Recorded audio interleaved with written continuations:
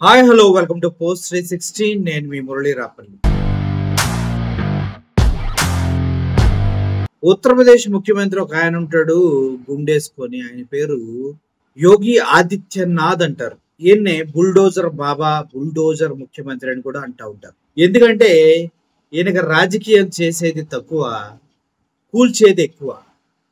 ఈయన గురించి చెప్పాలంటే, నిజంగా చెప్పాలంటే దేశవ్యాప్తంగా ఇంత దరిద్రపు ముఖ్యమంత్రి ఇంకొకరు ఉండడేమో అనిపిస్తూ ఉంది. హిందువుల్ని కాపాడటం కోసం ముస్లిమ్స్ ని, వేరే మతాల మొత్తాన్ని తొక్కి పట్టి నారదీసి స్కూళ్ళల్లో కూడా చాలా దారుణమైనటువంటి రూల్స్ పెట్టినటువంటి యోగి ఆదిత్యనాథ్ ఒక యోగిగా ఎందుకు చెప్పుకుంటాడో నాకు ఇంతవరకు అర్థం కాదు. ఎందుకంటే యోగి ఆదిత్యనాథ్ అంటే కనీసం యోగాసనాలైనా ఇటం రావాలి కదా. మనోడు యోగాసనాలు వేయాలంటే పిల్లి మొగ్గలు వేస్తాడనమాట.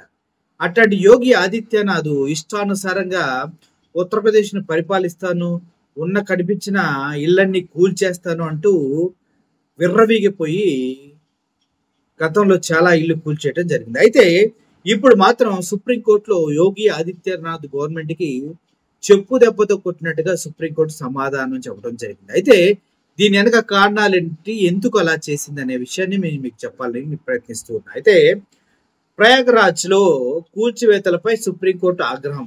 ఉత్తరప్రదేశ్ లో ప్రయాగ్రాజ్ అనేది ఒక ప్రదేశం. ఆ ప్రయాగ్రాజ్ లో ఒక రౌడీ షీటర్కి సంబంధించిన ప్రాపర్టీ అంటూ కొన్ని ఇళ్ళని దారుణాతి దారుణంగా వితౌట్ నోటీసులు, వితౌట్ ఇంటిమేషన్, మినిమం కట్టసీ లేకుండా పేదలు ఉన్నారు, వాళ్ళకి కనీసం ఎలా బ్రతుకుతున్నారు అని చూడకుండా ఇళ్ళని వరుస పెట్టి కూల్ చేసుకుంటూ వెళ్ళిపోయాడు. అలా కూల్ చేసుకుంటూ వెళ్ళిపోతే అక్కడ ఉన్న వాళ్ళు చాలా మంది వెళ్ళి హైకోర్టులో కేసు వేశారు. ఏ హైకోర్టు?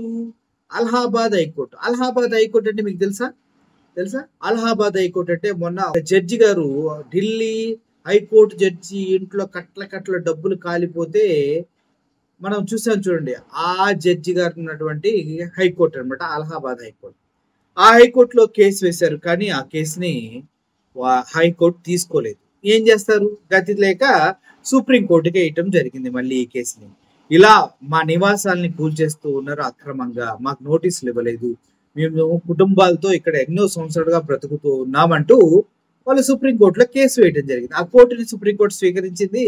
తమకు న్యాయం చేయాలని కోరారు. వాళ్ళ పిటిషన్లపై న్యాయమూర్తులు జస్టిస్ అభయ్ ఎన్ ఓకా, జస్టిస్ ఉజ్జల్ బయాన్తో కూడినటువంటి సుప్రీంకోర్టు ధర్మాసనం మంగళవారం విచారణ చేపట్టింది. ఆ ఇళ్లను కూల్చివేసిన తీరు చూసి తమకు ఆవేదనకు గురయ్యమని పేర్కొంది.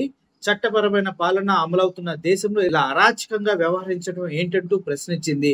అరాచకం కాకపోతే ఏంటి? యోగి ఆదిత్యనాథ్ బుర్ర తక్కువడు కాబట్టి, నెత్తిపైన బొచ్చే లేదనుకుంటే బుర్రలో బ్రెయిన్ కూడా లేదనమాట మనోడికి.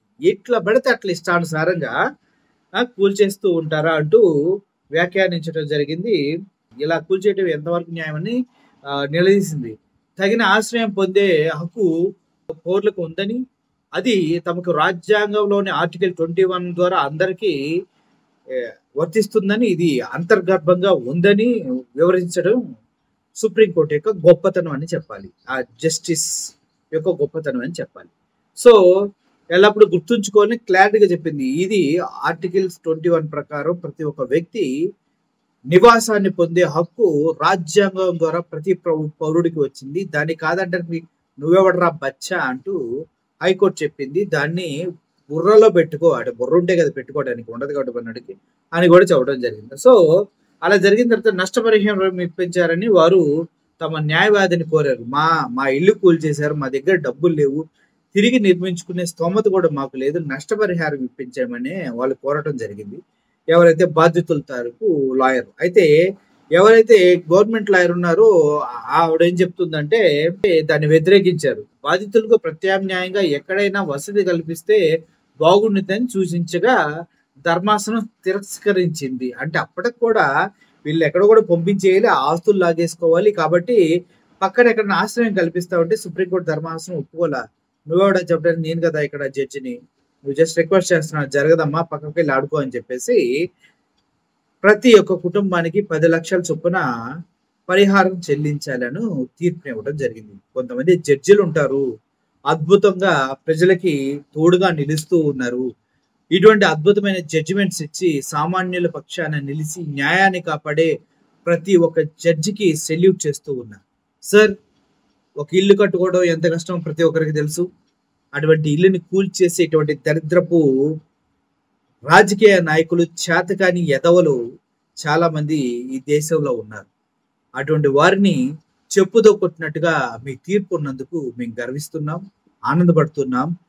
అది కాక బాధిత కుటుంబాలకి మీరు 10 లక్షల చొప్పున వాళ్ళకి పరిహారం ఇవ్వాలని చెప్పడం చాలా ఆనందంగా ఉంది సార్.